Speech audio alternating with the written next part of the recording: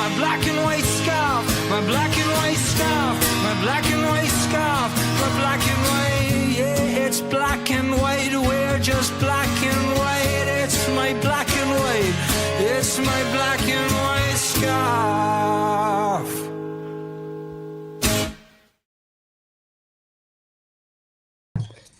Hello, and you're very welcome to the Town End podcast on this late night edition. It's season 6, episode 10. Well, Dundalk have gone to the league leaders and come back with a point, probably feeling slightly aggrieved that they didn't take all three. To go through tonight's game with me, we're joined by the Dundalk Democrats, Niall Newbury. Niall, how are you?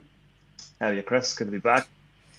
Yes, Niall, thanks for jumping on late on this. I know you had all your duties in Dalymount tonight. I said there in the intro, probably feel aggrieved maybe that we didn't take all 3 points tonight. Is that a fair assessment? Yeah, I think so. I mean, look, I might be slightly biased in the sense of, I think a draw was probably a fair result in one respect, but I think, for the first half hour, maybe Bows came out of the blocks, probably the better side. When they got the goal through Hickey, after Hickey, it probably was deserved at that point in 20 minutes. But I think you can kind of see maybe from the 35th to 40th minute onwards, towards the end of the first half, and then certainly when the second half started, I thought Dundalk were probably the better team. And I think obviously got the deserved equaliser through Bemi Aribi, almost scored one immediately after that through the same play. Kind of had Bows on the ropes there then. Now, Bows probably managed the game quite well after that, in the sense of, create too much after that. We had a couple of moments. But yeah, I think it's just one of them again. Look, it's another really positive result for Dundalk. And I mean, they've got 8 matches played now. They've only lost to 1. Most of the games they've played have been away from home. They've played the likes of Derry, Shamrock Rovers, Bohemians away from home, and taken a point in each game. So I mean, you've had 8 matches and the majority away from home. I think 11 points from that return is quite good. And I think while they'll feel a little bit disappointed maybe not to get all 3 tonight, and in some of the other games, I think as a whole they'll be very, very happy. And I think it was another really positive performance, especially given the absentees that were in the squad, Yeah, well, let's start right there then, Niall. I mean, as we nearly have to become accustomed to, there's always 1 or 2 tweaks to the starting lineup from Kieran back in, coming Harvey Warren back in. We've seen O'Keefe be reasonably solid there at the back. So you're thinking, unfortunately, he's succumbed to another couple of maybe these knocks. Ruby back up top again. Buckley, of course, you were kind of hoping that some of the former Bows contingent would be available for this game. So it was good to see Buckley back in there. But unfortunately, it's another game where Kieran has had to tweak that side, and you could probably tell the limitations of this squad when you in particularly look at the bench. Yeah, like he didn't even fill the bench tonight. You know what I mean? Like you have the likes of, and even the ones he had, you had some youngsters, Aaron Keogh, Shea Casey, Max Ferguson, even young T. I know young TJ Malloy's obviously no stranger to the first team panel, but I mean, a lot of young lads, even Shane Tracy, who obviously has played games, but it's a very youthful bench you had tonight, and there wasn't a whole pile of options to kind of bring on. I know Declan McDade did come on and such, but I mean, it just seemed like, obviously you were there on Wednesday afternoon with myself, Chris, talking to Kieran, and he kind of mentioned some of the injury concerns that he had coming into the game. He was hopeful that a few of them, we spoke to Ronan Thean as well. He was kind of hopeful that he might play. I mean, he wasn't in the squad, obviously. There was, no sign of Danny Mullen. There was quite Rob Cornwall could be out for a couple of months. He was kind of hinting at as well. So there was quite a lot of absentees tonight. Obviously, Vinnie Leonard's still not back, a couple of weeks away possibly. We saw Mayo go off during the game tonight. I mean, A. Dervin obviously was suspended. Leah Gaxa not quite ready yet either. So the list goes on and on and on. I mean, it was kind of amazing that they were able to field the team at all, really. But I think that's been an impressive element of the team this season, though. I mean, you're playing against the league leaders tonight. You're missing probably a good half your squad in one respect, half your first team squad basically. And having mentioned Conor Cairns, who's obviously out for the season now as well, as your goalkeeper as well. So I mean, you're missing half your squad basically, and you've gone to the league leaders, and not only are you good value for a point, but you'll probably feel a little bit disappointed in one sense not to have taken all three in the end. I think it was there for taken. I think, Alan Reynolds himself kind of, suggested that his team weren't at their best tonight. And, I think the dog will look at that now and probably feel that those were there for taken. And we could have got all three. And that's not the first time this season where we've kind of, I think with the exception of the St. Pat's game, obviously mentioned Gore at 4-0. I think the dog, in fairness, in every game, obviously haven't lost any of them, but drawn the majority. Like Derry, obviously, and Drogheda, Galway, certainly. I would even argue the Shamrock Rovers game when they were down to 10 they could have won that night as well. So I think while we'd be very, very pleased to have 11 points on the board after 8 matches and 4th on the table as a newly promoted team, that's fantastic. There's that little hint as well that we might even be a bit higher and have maybe a few more points and be a bit closer to the top. Now we're getting a bit greedy maybe in that regard. I mean, when you're going a game by game basis, Chris, I mean, I think they probably deserve more points than they have. That, if we're being honest, and tonight was just another example of the kind of spirit of nature of this team, even going behind tonight. And that never say die attitude's just been there the whole season so far, and they just keep battling back. Even Rovers, going back to the Rovers game in Tala, down to 10 players. Most teams would just cave in those circumstances and down tools. Not only did they come back and get the draw, but again they probably could have won that game as well. I think that's been a real testament to sort of the wherewithal of this team we have at the minute. And it's night and day from the team that went down in 2024, is what you would say. And not wanting to jump the gun too early, but I mean, you're looking at the league table tonight, and you're 9 points ahead of Waterford, bottom. And I know Sligo play this weekend, but you're a fair few points ahead of them as well in second bottom. You're 7 points ahead of them too. So I mean, if you had to ask any Dundalk supporter, any rational Dundalk supporter, you'd bit your hand off for this. They would have bitten your hand off for that at the start. Yeah. I mean, I know we're only 8 games in, but I think most Dundalk supporters would have taken an 8th place finish going into it. Some would even have taken a 9th place finish and the lottery of a playoff. But what you're really trying to avoid is that bottom spot. And Waterford, who lost again tonight, looking like a bit of a basket case at the minute. We're probably lucky in that sense as well, but we're making our own luck. We're getting results. It's not like it's just Waterford we're ahead of. We absolutely slapped them last week 5-0. Followed it up with a 1-0 against Sligo, and then obviously tonight another really positive result, and it sets you up nicely going into the international break. Hopefully with that week's break next week as well. Now some of them players we mentioned a minute ago, some of them players might be back, and you might have a bigger squad going into the Shells game then in Tulka. Yeah, it's always the sign of a good performance when people are in with a couple of man of the match suggestions, and it's everything from a Ruby kind of the standout candidate, but Sean Spade getting a shout there, Keith Buckley. So there's a good spread across the players. Someone who really stepped up in particular on Monday night was Enda Minogue. Two fantastic saves that night. He was called into action fairly early on this. Seemed to stand up quite well from Colin Whelan. It was nearly, you're a minute into the game. You're probably looking at, unfortunately, another back four, which is, playing together, a relatively new back four again. So we're going to cough up those sort of chances. But, it was important not to concede that early in a game of this magnitude. Yeah, and it was a good save. And like I mentioned, Bowes did come out of the blocks quite early, in fairness.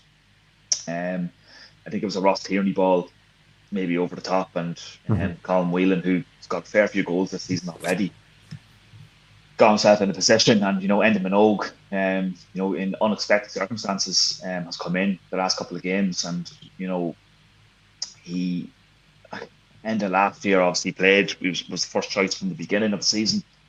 Lost his place to Peter Cherry kind of halfway through the season. But he's always kept his head up. Do you know what I mean? He's always been available, and it was I was delighted to see him come into the team. In fairness, I know Peter Cherry came in towards the end of the Waterford game.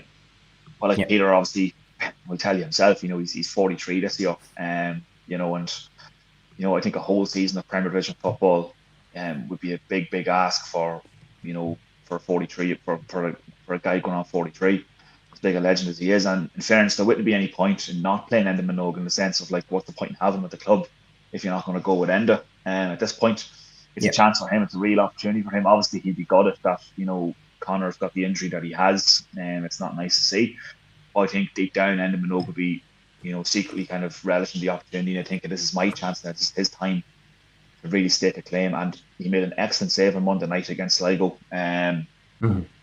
He's followed it up tonight again, I think, with another assured performance. I mean, not only that save at the beginning, but like there was one towards the end as well.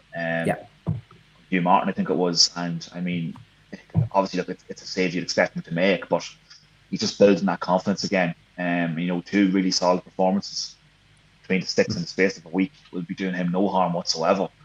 And, he'd be brimming with confidence now. And like that save at the beginning, you're right, it's a big save because, Colin Whelan's obviously been on red hot form in the Premier this season. And, if Bow scored that early in the game, if they get another one then on 20 minutes and it's 2-0, it could be a very, very different night for us tonight. So those little moments are huge. But I'm delighted for Enda Minogue. I mean, he's had a bit of a rough kind of time at Dundalk, I think, in terms of everything. I mean, last year, I think a lot of people kind of just overlooked the fact that he did have quite a lot of good games last season.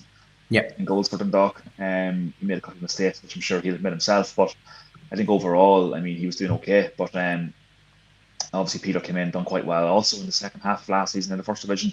But this is Enda Minogue's chance now. I mean, he's not going to get a chance this again as a Premier Division goalkeeper. I think he's so far, no pun intended, grabbed it with both hands so far. You know what I mean? And the two performances have been really good. So hopefully he can follow that up now with more of the same. Yeah, the reason I mentioned that save in particular is just because people talk about defensively how solid Bows are, and my fear then would have been that Alan Reynolds has the tools at his ability to kind of hold that lead probably for the majority of the game then and see that out, and it kind of just frustrated us. But as the game then opened up, we do have a couple of chances in there, Bobby Burns seemed to be finding acres of space in that first half in particular, relishing a role maybe just a little further up than he's used to, and having to fill in there. But he's been a real impact in this team straight away. He has, yeah. He's kind of played everywhere at this point, and he was in a more advanced kind of role tonight. And he tested Taradska a couple of times actually in the Bows goal. He's not afraid to take a shot either. But he's been a good signing, and I think one of them signings we've made was 8 signings we made, I think, in the off season or something like that. And they're all, with the exception of maybe Tehan and Warren, they're all Premier Division experienced players. And some of them with vast experience. You obviously mentioned Bobby Burns there. He's played with Galway United the last few seasons. He played up in the north as well for quite a while too. Yeah, I actually bumped into Shieldsy tonight, and he's looking for a cut of that fee because apparently Shieldsy had a big part to play in Bobby Burns coming to Dundalk. So Shieldsy, I'm sure there's a check in the post somewhere. He'll have a career as an agent yet, But yeah, that's what I mean. But Bobby Burns has been, he's been a good addition to the team, and left back was a position that obviously when Sean Keogh went to Brighton last season, then as well, we were trying to, with J.R. Wilson kind of moving in that flank as well, so it wasn't ideal for him. But I know Bobby Burns wasn't playing there tonight, but that's obviously because we had a scatter of injuries. But I mean, he's been a good addition. But go back to the experience that we've kind of brought in. You got the likes of Keith Buckley as well, who I spoke to him last week after the Waterford game. I mean, I think it's the first time in nearly 3 years that he played 90 minutes back to back. I mean, he's obviously got 300 odd appearances in the league for Bohemians behind him. But I mean, he's been crippled with injuries. Like he had a bad ACL injury there a couple of years ago, and he's kind of come back and he's been a different animal, I think, in midfield for us this year. I mean, he's really that experience. And again tonight it was no different. I mean, against at his old stomping ground, of course. Dalymount, he was one of the key players tonight, I felt. And I think one of the guys in the comments there mentioned man of the match. I mean, obviously Benny got the man of the match, and Enda Minogue could be probably a long shot candidate as well in the sense of justice assurance. But there was a lot of candidates tonight of who played really well. But I thought Pete Buckley is kind of gone under the radar in one sense of like his experience in that midfield has been absolutely pivotal in the opening quarter of the season so far, and you've got others as well. I mean, the two Wilson boys coming in as well. I mean, Tyreek Wilson, obviously JR signed last summer, but Tyreek coming in as well. He's got a rake of Premier Division experience. I mean, there's quite a lot in that team now. Danny Mullen, obviously, he didn't play tonight. He's not in the matchday squad tonight, playing with Derry and stuff like that as well. So he's really added to that squad. Rob Cornwall as well, who's obviously injured at the moment, would have played against his former club tonight. Kieran Clough's been very sort of clever with his budget in the sense of we're not going to go into old territory here, but we all know what kind of happened in 2024. The personnel that were brought in just weren't up to it in the sense of they weren't League of Ireland experienced. They didn't really know the league. They didn't know the ins and outs. And I think a lot of them kind of got a culture shock in terms of the standard when they came in from the UK that season. And I think that was a big. Obviously, there was other factors that season that didn't help us, but on the pitch, we just weren't good enough that year. And going back to the point I made earlier on, I mean, the first 8 games you've seen from this team, comparable to any 8 games you would have seen from 2024. It's night and day, and that's your concern. I mean, I think one of the most impressive elements actually, I think, was at Monday. I think 9 of the starting 11 were actually in our first division squad last year. Yeah. So I mean, that also shows the faith he's kept in that Kieran's obviously has in the players that he kept. Do you know what I mean? Like some players who, mightn't have been deemed division players. Like Mayo obviously went off today. I mean, Darrell Horgan obviously has been the Darrell Horgan of old. He's rolled back to 10 years, I think, in the first quarter of the season. I think you're probably hard done by not to win the Soccer Writers Player of the Month in one sense, but definitely, yeah. We leave that row for Jerry Malone and the Dublin media. But I think Michael Duffy was the worthy winner too, in fairness. But I mean, but he'd be in the contention again the way he's going. I mean, tonight wasn't a standout performance from Darrell, but I mean, over the course of Sligo again the other night, Waterford, particularly the last month, anyway. Yeah. It's funny because we had James Rogers on Monday, and James said, when you look at the overall recruitment, it does seem like it's players, like you just said, who've stepped up to the Premier Division.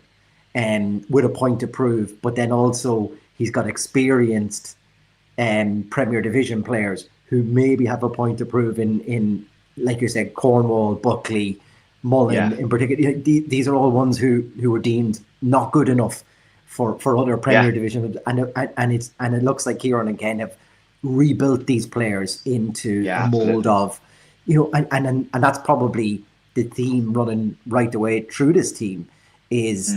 A point to prove and be ruled off and definitely exceeding way beyond your expectations. Yeah, like even the likes of Ed Dervin, I know he's suspended tonight, he's going to be hopping around the league for a long time. Was obviously came in towards the end of the 24 season and was part of the team that got relegated in the end. Like Femi Uribe, who got the goal tonight and has been getting goals. I mean, he was at Waterford, he was at Shelbourne, never really got much of a kick at either club. Always on the subs bench for both those teams. I mean, he's now got a chance to play regular Premier Division football.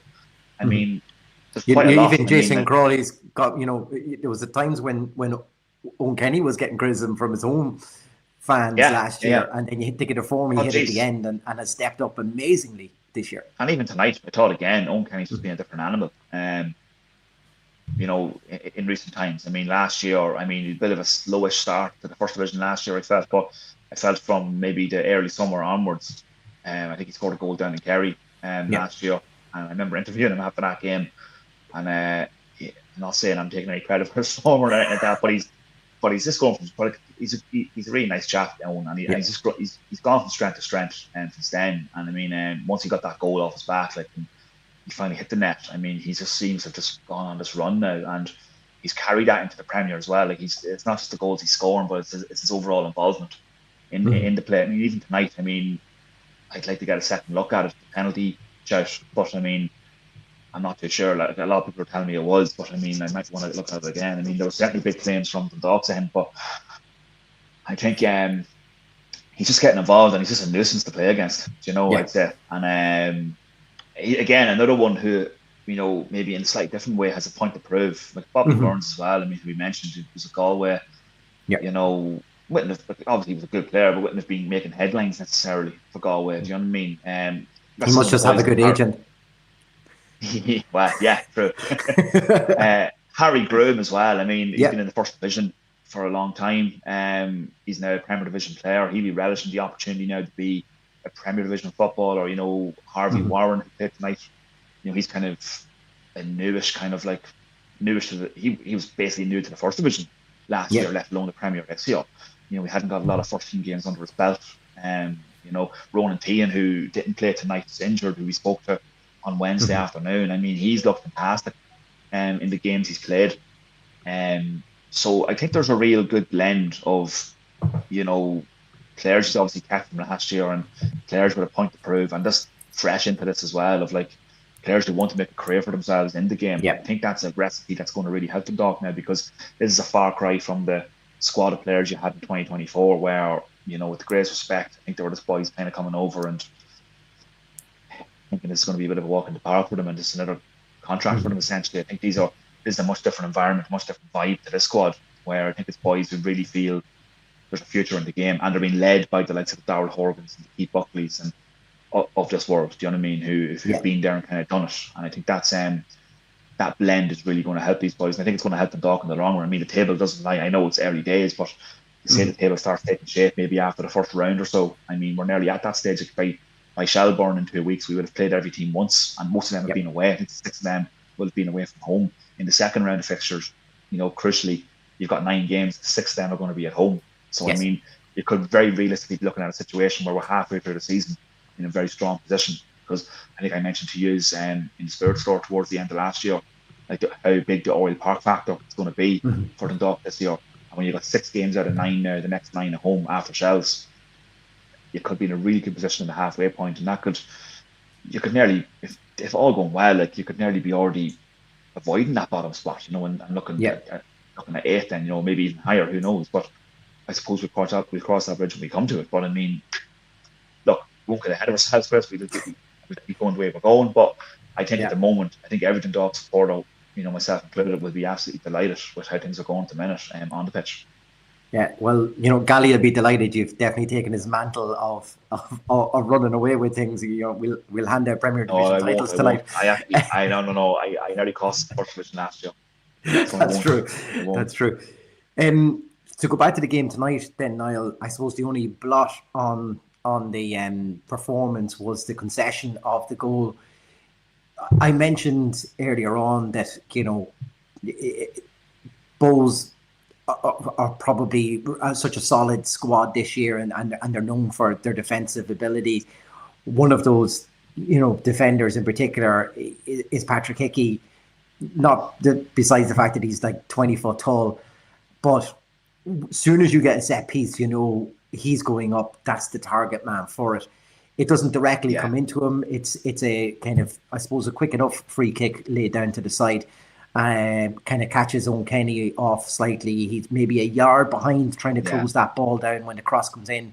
And that'll be a Mm. disappointing element of this, because I suppose as hard as Patrick Hickey is to defend against, but if you can cut that ball out going into him in the first place, is probably where you're looking from management point of view of cutting out those sort of goals. But unfortunately, when that ball goes in, there's not a whole lot we can do when he's such a tall player as well.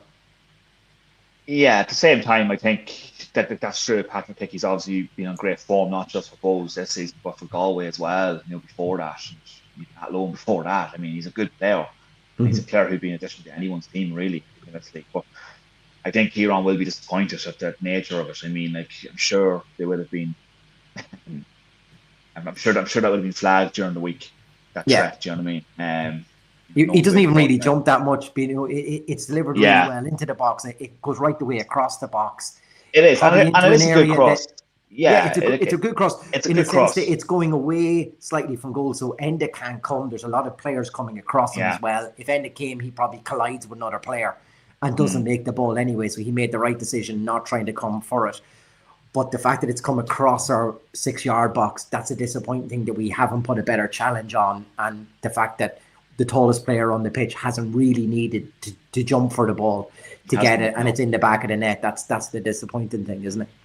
Oh, jeepers, yeah, it's definitely an avoidable goal, and I think that's something they'll work on. I mean, going forward, I'm sure, certainly when they play Bowes again. But I mean, it is from Stroud's. It's a good. it's actually a really good cross, in fairness, and he's actually a young lad who actually would have been on our academy as well. Marcus Sprouse, Nice. who made the cross. I think one of his first, I think maybe only his only first team game was probably against Bows in the Leinster Cup, perhaps. For us, I mean, he's coming to Bows, and it was a big night for him. Just that we mentioned for him, I mean, like that was his. I'm not sure I opened the correction, but I think it might have been his first Premier Division start for I think Bohemians. it was, yeah. Yeah, and he came in and and it wasn't just a cross. I mean, he sent in a couple of dangerous deliveries throughout the night as well, through corners and different things. Like I think Hickey nearly had another one at one stage. I think Flores had a chance as well from a corner, maybe. I mean, he was throwing in crosses left, right, and centre, I suppose. And he was a bit of a. I suppose he was one of Bo's better players tonight. Yeah. But yeah, the goal itself. I mean, I think you'd be tearing your hair out at once like that as well. I mean, it's a good cross, yes. But I mean, To be fair to Stroud, though, when he receives the kind of got ball, in front, he's moving straight Yeah. away, which is the good thing, because if he's received the ball, he's stopped. Probably Owen gets to him much quicker, but the fact that he's already moving when he receives the ball, he's that little yard ahead of Owen. Then when Owen tried to chase him down and to cut it out, it's very hard to do because he's already moving with the ball. Like I say, perfect delivery in, and it's like it's a simple finish for Hickey, because that's his bread and butter, I suppose. But like I say, you're probably annoyed at the concession of a free kick, how easy it was then to get the ball into the box, and the one player, like I said, who would have been flagged, that we got to make sure that doesn't get onto the end of this does. And then you're going in at half time 1-0 down, and you're probably thinking you've done enough to not be behind in this game in particular, but we have found ourselves. But you mentioned the 2024 season. We've seen how many times did we go behind and then we struggled to get back into the game. This is another element of this team that, we can go behind sometimes, but that doesn't mean we're dead as a team.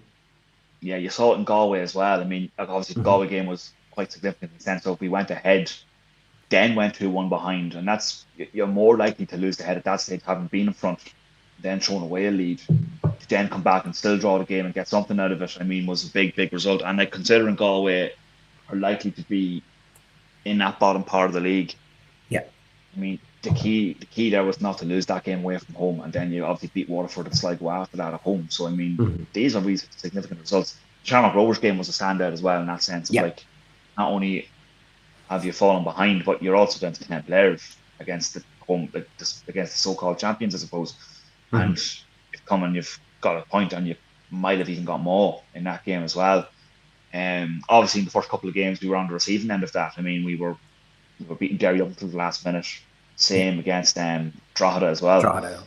In that infamous night in Oriel. So I think we kind of chucked away those points. But I mean, you're right though. I mean, 2020. I don't want to keep going back to that season, but how many games? Like, it's kind of interesting when you look back at 2024. Like, with the exception maybe of Waterford and Sligo, and the 4-0 and then the 5-0, we weren't really trashed in too many games. It was generally 2-1s, 1-0s, 3-1s, whatever.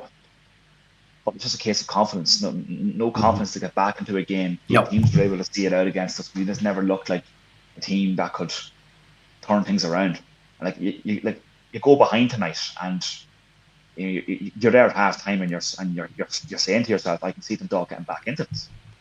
Yes. Because I felt even at that point, I mean, straight after the goal that they scored, Ruby has a chance that kind of, he's disappointed, I think, not to maybe do better with it, but he kind of drags wide. I mean, straight away almost went out for the equaliser then, and I mean, we finished the half quite strongly, I felt. I mean, I think we finished the half quite strongly, and then in the second half we came out of the blocks. We were by far the better team in the second half, and probably Colden probably should have even won the game in the end, but not being satisfied. I think they'd be happy with how things are going at the minute. I think tonight there'll be an element of, or there'll be a tinge of disappointment that we didn't get more from the game. But I think on reflection during the week, they'll be absolutely chuffed with getting it. Like, you've gone to the league leaders tonight. Look, I don't think Wolves are going to win the league. Don't get me wrong. I don't think they'll win it in the end, but they'll be thereabouts as they have been the last few seasons. And you've gone to the team that's top of the league, who are unbeaten away from home. You've gone 1-0 down. You're missing a huge chunk of your squad. and you've gone and got a And the point. Mayo, And you're nearly, and Mayo as well went off. Yeah, Yeah. so Mayo was You know what I gone and Sean Spake comes in. We can kind of lead into that and talk Yeah. about the equaliser as well.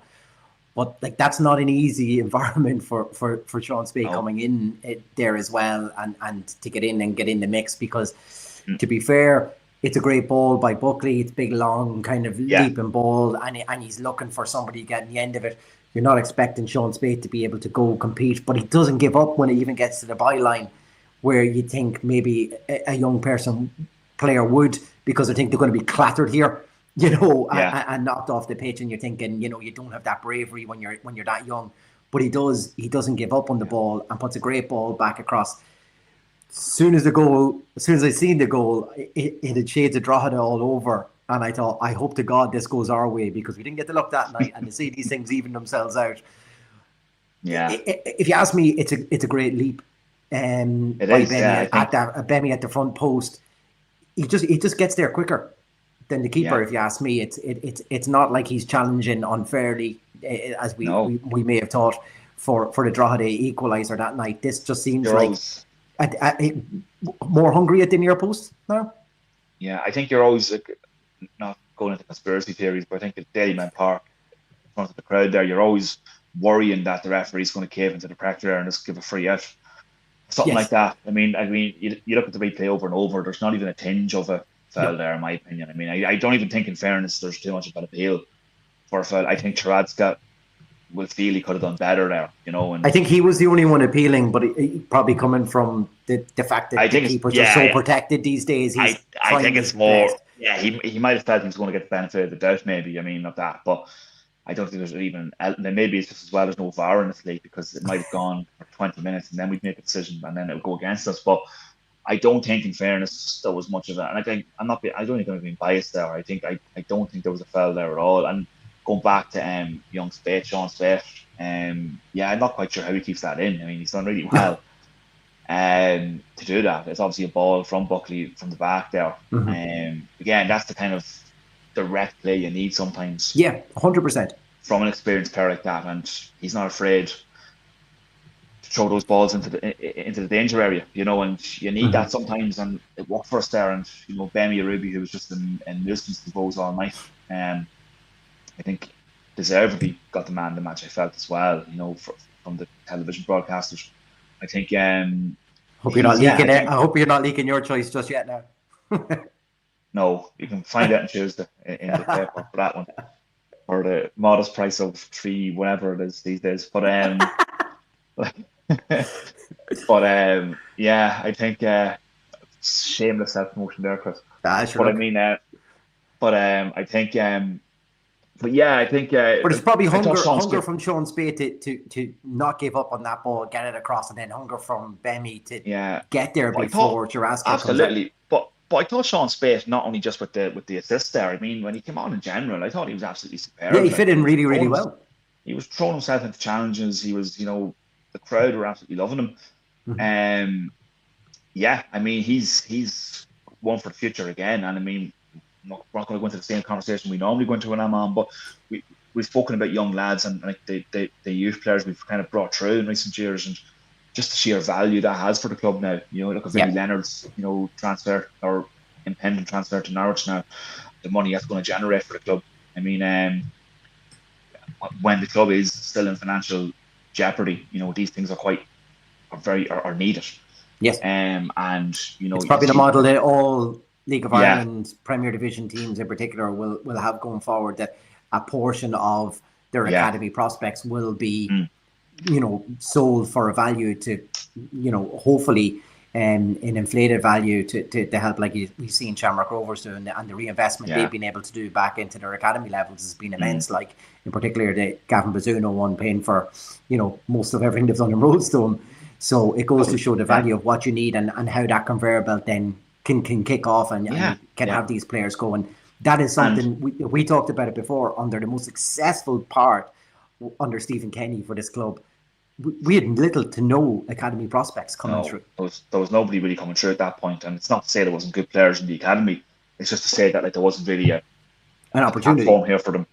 For them to play first team football, because at the end of the day, Stephen Kenny's not going to change the team. It's winning week in, week out. You know what I mean? But like, with us now, like tonight's a good example. We've no real squad in tonight, and you know, Sean Spate mightn't play in other circumstances. You know what I mean? But he's kind of, to Kieran Clough's hands, kind of forced nearly in a sense to kind of bring him on, and he repays that. He plays really well. He takes the opportunity by the horns, basically, Sean Spate, and he has an absolutely outstanding sort of performance when he comes on. So, you know, Vinnie Leonard as well, you know, obviously he's not playing tonight, but since he's come into the team towards the end of 24, 25 now, I mean, he's been sensational, and he's getting a deserved move now across channel in the summer. Yeah. More as well. I mean, there's other players who can come through now. And well, Kenny, Mayowa, even in the starting lineup. Yeah, and I mean, we forget about the likes of Owen Kenny and Mayowa, you know what I mean, in the sense of it feels like they've been around so long, you know, in the sense of, but they're still young lads, playing, they've come through the local ranks, you know, and it's really good to see that. And I think that really helps the image of the club as well, in the sense of, you know, our team of locally based kind of players who've come through, you know, lads who kind of have Dundalk in their hearts as well. So I think that's, you're seeing that reflected on the pitch too a lot of the time too. And I think, I think on the pitch there's a really good feel good factor around the club. I think Kieran loves doing tremendous work with them. I mean, he's obviously still operating on a shoestring budget, and certainly comparable to the other Premier Division clubs that we're kind of up against. You look at our budget, you look at games like the Rovers game and Derry game, and even like Pat's game there, and even tonight Bowes. Our budget's not in the same stratosphere as those clubs in terms of our playing squad and stuff like that. And I think Kieran, a bit like last year and this season, he's utilised his budget very, very cleverly. And you know, he's only brought in players who he feels is going to improve the team. There's no point in bringing in players to appease other people, basically. He wants to bring in the players he wants. And who would have thought that'd work, Chris, when you let the manager just do his job and sign the players he wants, you know? It's amazing, you know. I suppose the only drawback with some of these young players that we give a chance to, like Bemi Ruby, is when gets that second chance, he just didn't take it tonight. We have seen that chance probably fall to him once or twice before, and he just kind of wants you snatching at a little bit, and he hasn't been able to take it. Just an element maybe of his game that he could work on, but the fact that he's getting those opportunities and he's in the right places is half the battle too. It's an interesting one. I mean, like Ben, even last season, he got quite a lot of goals in the first division for us last season. But obviously, Kieran Clough is an ex-striker himself. It seems any time I ask him about Ben Ruby, you always get this like hint that he wants way more from him. Like, you know, he wants a lot more. And I think even tonight, you know, he would have seen his post-match. I mean, he's kind of hinting that he wants more from Kibemi all the time. And like, I mean, anytime I brought it up, it's all, like, that's the vibe I get, and that's probably come from the Strikers Union of like, you're scoring goals, but you can score more. Do you know, like, Benny could have had a hat trick tonight, you know, kind of way. And I think that's the way we'll look at it, in fairness. And I think Benny Ruby will look at it that way too. But I mean, it's the mark of a good manager as well. I mean, even this comment after the game, like, I mean, Kieran was slightly disappointed, I think, that they didn't win the game tonight, and maybe and like you were there on Wednesday, with myself. I mean, he wasn't overly impressed with the performance on Monday night, despite winning the game. I think the mark of a good manager is a manager that always wants more and always demands more from his team. I mean, he's not going to sit and rest on his laurels and say, that's it, yeah, we're doing great stuff now for 8 games, and we're just going to sit back now and let teams take over us. He wants to keep that standard going, setting that standard and keep it going. And I think that's the mark of a really good manager. Now, I know all managers to an extent do this, but I mean, we've seen it before with the Dundalk SC, just the lack of urgency sometimes, the lack of sort of standard around the place. Now there can be a myriad of reasons why that happens. It's not always down to the playing stuff. Yes. But you got a manager there who's very hands-on at the minute. You know, he's a manager in the true sense of the word. Yes. And that's key as well. He's been given the autonomy to do things his way. You know, since the minute he's come in, he's been given the autonomy to do things his way, bring in the players he wants to bring in, play the style he wants to play. And I think that's reflected now. I mean, it's actually rarer than it should be, I think, even in this league now, where massively, in the age of head coaches and different things like that, where like somebody else is kind of making other decisions relating to the football inside of it, and the head coach, for want of a better phrase, is sort of just working with what he has, basically. I think Kieran's been given full autonomy to kind of do what he wants in terms of, I'll bring in the players I want to bring in, who I know are going to improve my team. And I think that's been reflected. And I think well, he's done a great job. I mean, he's done a fantastic job, and my long-term concern wouldn't be we'd actually be hanging on to him in the sense Yes. of, I mean, if he gets a top four or top, sort of a top five finish, top six finish with Dundalk this season on the budget he has, it's only a matter of time before, other clubs around the league are kind of sniffing around him and thinking, well, he could be a good manager. Because you have to look at it's not just Dundalk. I mean, obviously winning the first division last year in the circumstances the club found itself in is quite a remarkable achievement. Even before that, at Lone Town, in the Women's National League, Yeah. I mean, I don't think they'd won a league before. Nope. Do you know what I mean? And No. obviously come in, done the job, won a league with them. I think he was Won the even cup as involved well, yeah. in Maynooth. Actually won the cup, the double, yeah. I think even before that, he was involved with Maynooth University Town, Yep. and they got to the FEI Cup quarterfinals one season. So I mean, so his coaching / managerial CV is very, very impressive. I mean, there's not any real hint of failure at the minute there. Everywhere he's kind of gone, he's kind of there's been good work done, and he's carrying that into the Premier. Even now this season, Premier Division football with Dundalk, lowest budget in the league, I'd say by some distance, and they're sitting there in fourth place after 8 games. I mean, I know it's only 8 games, but jeepers, if you had to give people the opportunity to take that start of the year, I don't think too many of us would have been disappointed, Chris. And I think that's nearly not obviously the players played their part, but the manager. It all comes through the manager, and I think you can never underestimate the importance of having a manager, or a good manager at the club. And I think Kieran is so far doing a great job with us, and long may it continue. It's interesting when you look at it. Something we were talking about. It could have been even after the Waterford match. Is goals coming in this team? That's both Owen and Bemi, both on 3 goals each. Obviously, Darrell has a couple of goals now as well.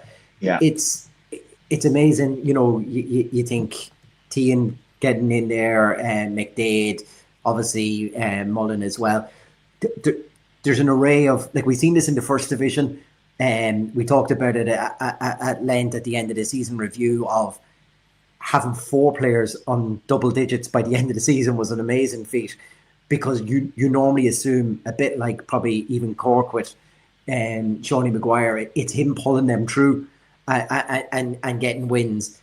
We seem to last year have goals coming from an array of players, and somehow Kieran's been able to transfer that now into the Premier Division, and we're still seeing threats from different players, which allows them, when people are coming in and out of the team, that we still have a goal threat. And that's an amazing that we're still able to have so many players scoring this year so far. Absolutely, yeah, and it's crucial. I mean, what's impressive as well is I think we're the second highest scorers in the Premier. I think only Pats maybe have more goals than us in the opening 8 games. I'm open to correction on that now, but I think Pats are the only team, and I'm not sure if that's changed tonight after tonight's results, but I think we're second highest in the goals charts, which is quite amazing in the sense of for the newly promoted side. Generally, like you look at Cork, the likes of them teams last year, and kind of going up, and I think we're night and day to Cork. Yeah, you're right. As well. We scored 13, Pats of 14, and then it's Shamrock Rovers on 12, then behind us. So yeah. Yeah. So I mean, obviously that's subject to change, but I mean, at this moment, as you said, Chris, I mean, goals are coming from all angles. It's not just the same 1 or 2 players they're coming from. It's everywhere. Like Owen Kenny came off the bench there against Waterford and got 2 goals in no time, basically. He was barely on 10 minutes, and he got 2 goals. And Benny came on in that game as well and had an impact. I mean, like when we're at full tilt, when we have a full squad there, I mean, we're actually quite strong. I think in terms of bringing players over. Tonight we didn't have that squad, and we couldn't utilise subs as much as we would have liked tonight, for sure. But that's no harm done. We still got a result. Yeah. But the goals are coming from everywhere. Even like Bobby Burns, who we mentioned, is a real goal threat. He's playing in the back most weeks.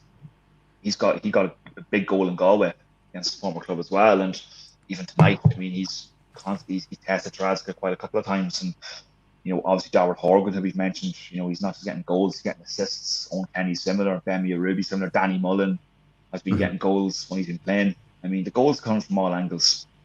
Jackie McDade has got a couple as well. He came on tonight. So the goals are coming from all angles. And I mean, that's the mark of a good team. I mean, you remember in the Stephen Kenny days, it wasn't just one player scoring every week. Mhm. They were coming from everywhere. It was all the time. I think that's always the mark of a good team, where you're not just depending on your front man to hit them. You've got a team who can score, and I think that's going to serve us well in the weeks ahead, in the months ahead. I think Mhm. it's just keeping players fit. I think it's probably the only concern I have is probably going to be our Achilles heel, is keeping players fit. And we Mhm. kind of saw to an extent the impact that can have on us. Yeah. Tonight we got a result, but you won't always get a result in those circumstances. Um, but that's something. I think probably when you look at the injuries and stuff, it's the other side of that. Like you're talking about second top goal scorers in the league, but we've Yeah, also conceded 11, which is it's equal with Derry City, Drogheda, yeah, Galway, and yeah, Sligo in goals yeah, conceded, and that's probably mm, more to do because we talked about you know back four pairings and how we're never having the same lads no, roll out haven't. from every game, and that's probably feeds into exactly what you're saying is the injuries are coming back to bite us on the other end of the pitch maybe a Yeah, little and bit more. you mentioned Conor O'Keefe there. I mean, like, he was doing quite well. I felt Mm-hmm. in the last couple of games, playing in a more unorthodox centre half role, but obviously he's not played tonight. Do you know what I mean? So I mean, you're constantly chopping and changing that back four, and that's Yep. obviously playing a part in kind of concessions. Now I think if we get and obviously Rob Cornwall's out for a couple for a period as well. Now he might be out for a few weeks or possibly even a month or two by the looks of it. So, Mm-hmm. and Mayowa, we don't really know the extent of what his injury is tonight. Hopefully, it's not a recurrence of what he's kind of had before. You know what I mean? Because Yep. he's a crucial part of that team. But yeah, obviously when there's constant chopping and changing in the back four, that's obviously, and even the goalkeeper had to change as well. You know what I mean? Like, Yes, we've already of used course. three different goalkeepers this season, which is kind of mad in one sense. But like that's obviously enforced, I suppose, than anything else. But I mean, there's constant chopping and changing in that back line. And I mean, that's obviously playing a part in the goals conceded column. But I Yep. mean, at the same time as well, I think obviously the goals tonight being a good example. I think Kieran will be key to kind of shore up that defence as well. Maybe Yep. not give away some of the cheap goals that we have given away. I mean, like, some of the goals have been quite cheap that we've let in. Um, and even the first couple of games, like the Derry one, I mean, it was a penalty we could have avoided giving, that kind of way. Like, Yes. little things Yep. like that, it just kind of cost us in some matches. Mm-hmm. Um, Some of the and I defending at think, Galway.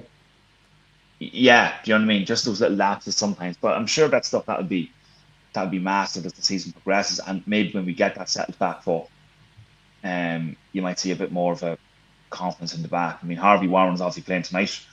Yes. Um, he's done well, but I mean, like, he hasn't got, if you look at Harvey Warren's CV, he hasn't got a lot of 14 games, like, even in the first division behind him. I mean, he's obviously a player that Kieran wanted. He played very well for Bray last season, scored a goal or two against us, I think, as well. Yeah, he has. Yeah, he scored Um, two. Yeah. yeah, but he's obviously one for the future too. But he's kind of been fast tracked nearly in the sense of playing regular games, because it's been constant sort of chopping and changing, and he actually hasn't got a lot of 14 experience behind him, the way maybe a Rob Cornwall does, for example, Mm-hmm. or even Mayowa at this point, when he's played a lot of games. So I think I think when we get a more settled back four, hopefully when injuries kind of clear up a wee bit, you might see a little bit more stability at the back, a bit more tightness at the back.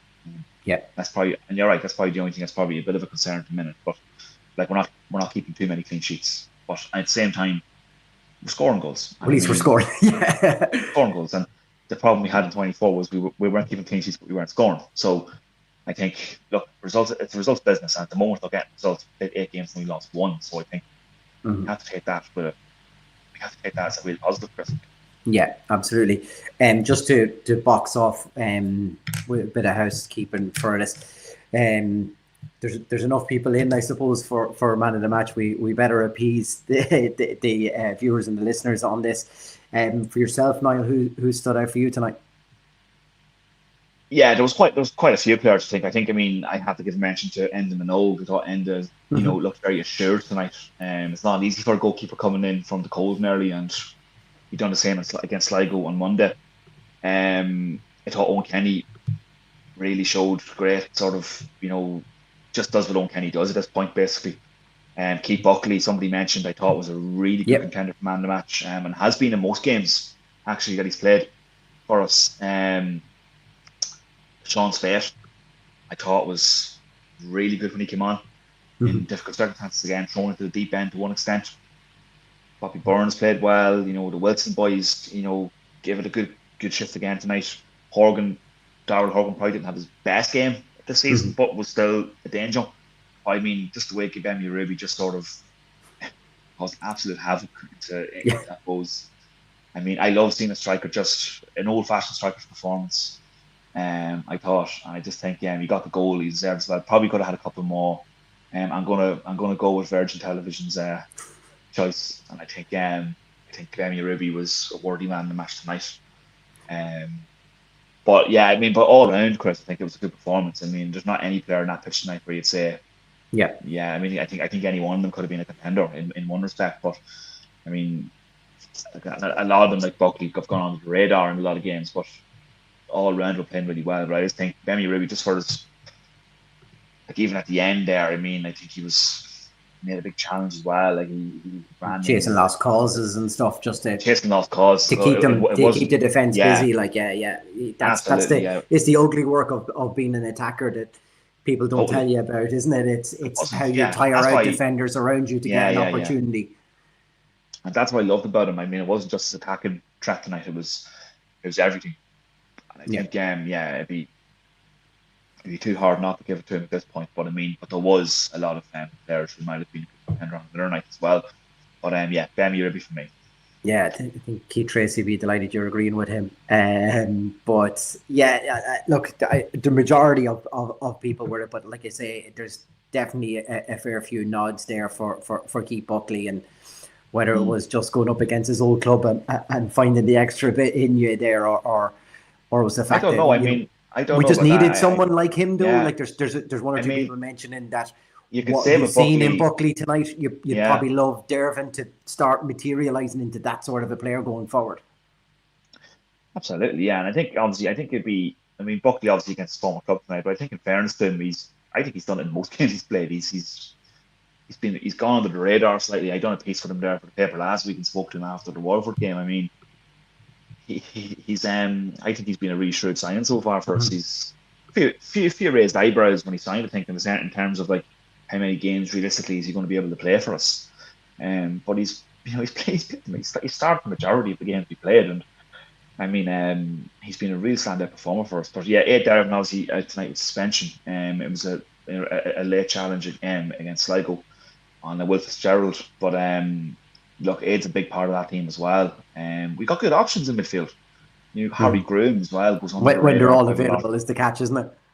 And that's what I'm saying. And at the moment, we haven't got too many. But I mean, when they're all available, even like Tariq Wilson played in centre mid there one of the games as well. So he's obviously a utility player that we can use.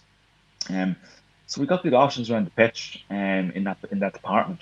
And obviously, I think Ronan Team can play there as well. I mean, he referenced he's happy enough.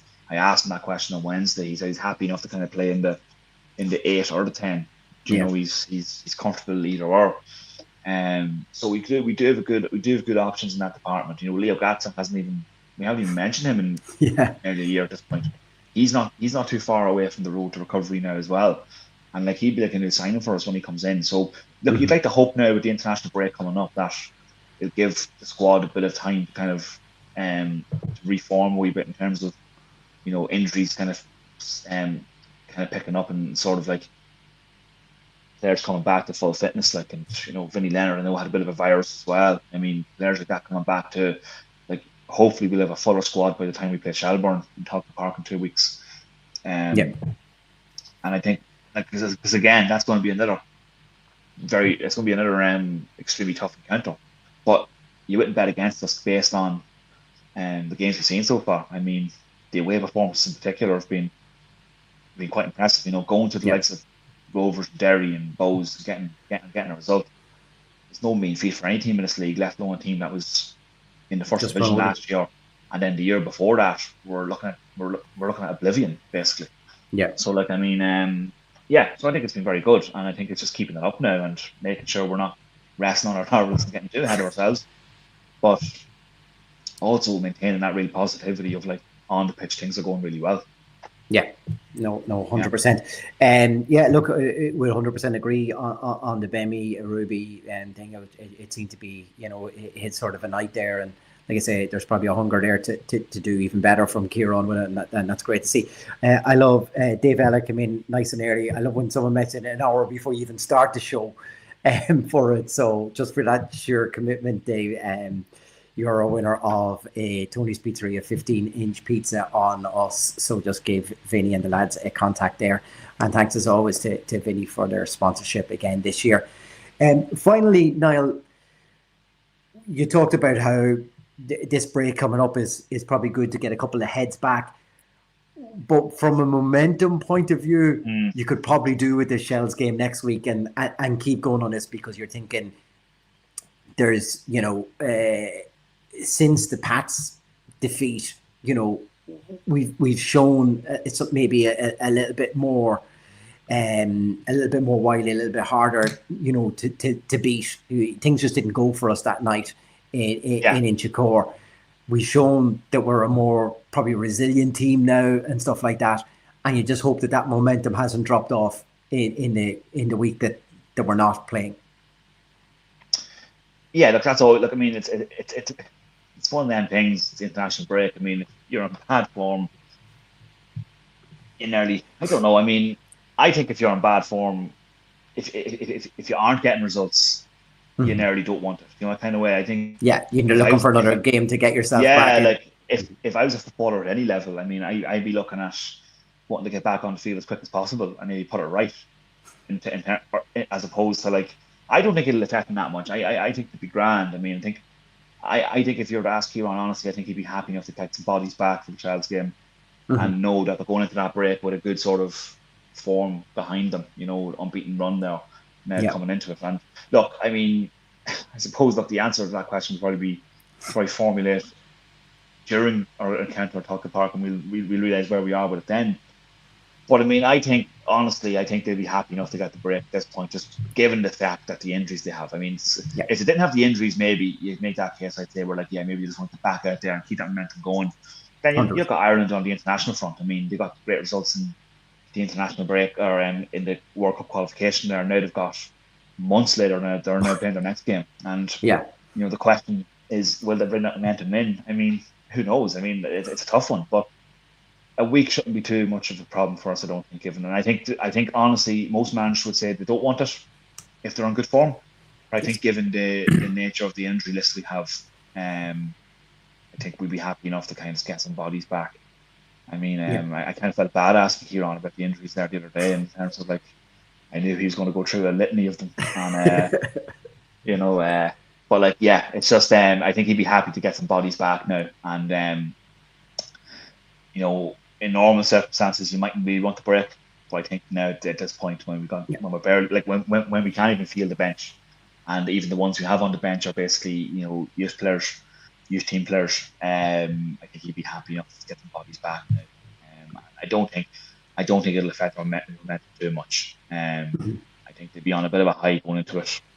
Having got some really positive results now away from home and at home. The only game really where we were disappointed, truthfully, with probably the Pats game, where it wasn't even like we just didn't show up that night. And Pats, in fairness, have been quite strong as well. I mean, they could be a real shout to win the league this year as well. I think this could be their year. So I mean, that was probably we certainly weren't disgraced. Like, I mean, it was just a case of just didn't go well. It just didn't go for, and Pats just hit the front, and like anything they touched turned to a goal basically. And these things happen as well. 100%, 7 of the 8 games have been very, very positive. And there's quite a lot of draws where we could have got more points. You're looking at 11 points. I think we're actually, if I was to be selfish, I'd say we probably should be on a lot more than that. We should be on probably at least 14 points, 15 points. Do you know what I mean? A couple of those draws, Yeah, I think so. I think you turn maybe 2 or 3 of those draws into wins. You're looking at a much different picture at the top. And well, look, we won't talk about Europe or top of the league at the moment. I think if we finish, if we're to put our screw our heads back on, we'll say 8th place. I know I'd certainly say 8th place. I'll rip your head off for that. Absolutely. Yeah. Consolidation in this league is priority number 1, isn't it? And after that, then exactly, first season back in the Premier is staying in it. After that, you can look at different dreams and different aspirations. But this season, it's going to be all about just staying in the league, especially with the way it's going. I mean, you've got the benefit of staying up this year if you do. You've Cork come back up, they'll struggle. You'd imagine if they go back up, or whoever goes back up, you're just in a stronger position to stay in it then. Yeah. Once you get past that first season, you see it in all divisions across the world. You know, once you stay up that first year, it makes it a lot easier to hit going forward because you're stabilised, you're consolidated. I think that's going to be the only goal this year, staying in the league. I mean, I know 100%. we're fourth tonight, but I don't think too many people in Orly Park will be getting carried away. But anything like that, I think 8th place will still be the stretch target. I think we're well on course to do that. I think we're well on course to do it. Look, obviously, look, we are going to hit a bump. Like, we are going to hit a spell at some point. That's inevitable.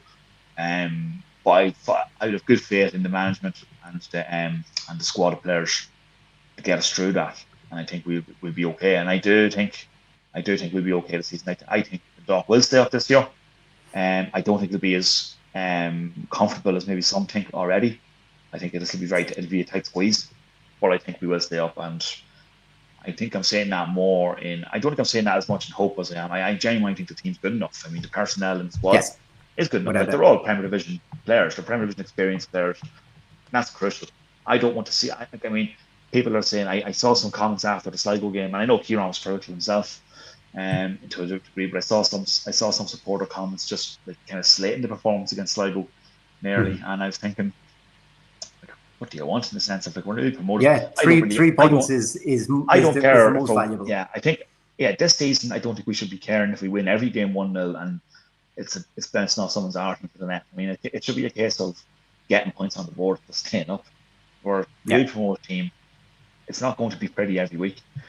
It can't be. It couldn't be like. Yeah, and I think we're well on course to achieve our remit, which is staying in the league. And I think that's still, in my mind at least, still the goal. And you know, we're 8 games in, we shouldn't get carried away. And I don't think we are, in fairness. I think most of the Dundalk fans, we were thinking rationally, are still looking at, you know, staying out of that playoff basically. Yeah, obviously, Waterford looked quite. It's looked quite bad for Waterford at the minute, but I mean, you could probably split this league in half, though, Niall, and there's certain teams, and your goal is just to stay ahead of X amount of those teams, and that's the thing, and that's why I felt that the double weekend we just had, that's crucial. You know, you 2 of those teams coming to Oriel Park, and you took maximum points on them, and one of the others you went to Galway and you didn't get beaten. It's key. Absolutely. I couldn't agree more. I mean, I think our season's not going to be defined by losing 4-0 to Pats in Chicago. No. It's not even going to be necessarily defined by Drama, Shamrock Rovers and Tallaght. It's going to be defined by the games you just mentioned. It's the ones against the Sligos, the Waterfords, the Galways, possibly even, dare I say, the Droghedas of this world. Like, you know what I mean? Those are the games that are going to be, and we haven't lost any of those games. You know, we've got positive results in all of them. I mean, it's going to be that mini league, I'd say, where if we get results against those teams and then get the bonus points that we've already got, like tonight again, I see as a bonus point, a point. 100%, a bit like Tallaght, and Derry as well. You're getting those points on the board and you're chipping away at those games, and you're adding to that the games you feel you should be winning nearly in terms of staying in the league. I think with all that in mind, I think the first 8 games has been extremely positive in that sense, and obviously we still have one more game in this round fixtures against Shelbourne, but I think what's going to be crucial now is we've got a lot more home games coming up, and I think the Oil Park factor is going to be huge for us this year, and then I think that's going to stand us in good stead now, and you know, we'll probably be looking at a very healthy points tally by the halfway point in terms of staying up. I think that's what we should be looking at. Niall, we're definitely never going to end on a more upbeat note than that. I'll give you that one for certain. Ask me in the summer and see where we are. Exactly. Look, we really appreciate, Niall. I appreciate you jumping on late at night after all the work from today as well. And thanks to everyone for all their comments. Sometimes when we do a later show like this, I never take anyone's up or to be able to contribute. So, you know, it always makes the show so much better. So we do appreciate everyone's comments in. And thanks, like I said, to Tony's Pizzeria, Vinny and all the lads there, to Donald Green for his overall sponsorship of the podcast, and Mark Carlin as well. All the lads in Black Mountain Studios. That is it. We will be back. Actually, we won't be back next week. Like you mentioned, now we are on the international break, so we'll be back in 2 weeks' time for that Shells away match, and hopefully we'll have another positive result to talk about. So until then, come on to town. My black and white scarf, my black and white scarf, my black and white scarf, my black and white, yeah, it's black and white, we're just black and white, it's my black and white, it's my black and white scarf.